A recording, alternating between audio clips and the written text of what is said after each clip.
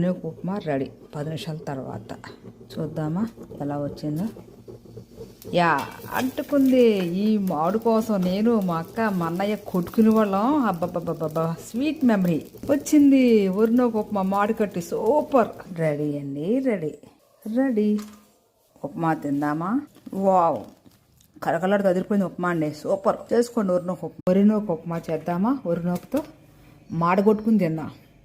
పల్లీలు జీడిపప్పు వేయించండి.